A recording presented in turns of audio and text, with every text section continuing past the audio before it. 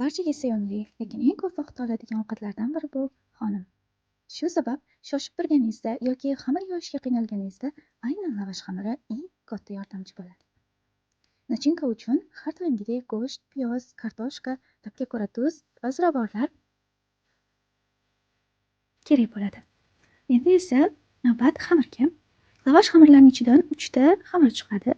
Bu xamirlarni o'zimizga kerakli qismini olib, nachinkamizga moslab, qolganini olib qo'yamiz. Agar yana nachinka ko'proq qilsa, yana lavash xamirlaridan keraklicha kesib olib ham ishlatishimiz mumkin. Olingan bitta lavash xamirini ustini yaxshilab chetlari bilan yog'lab chiqamiz.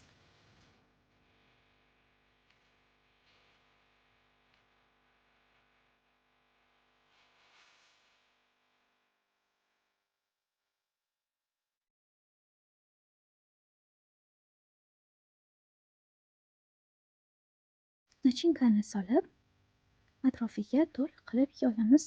Chetlariga ahamiyatli bo'lamiz. Chiqib ketadigan darajada chetlariga chiqarib yubormaymiz.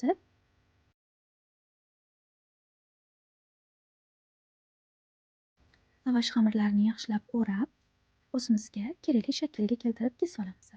Men 3 bo'lakka bo'ldim. Keyin kesganimda ham osonroq bo'lishi uchun mantiqasini ham yaxshi joylashadi.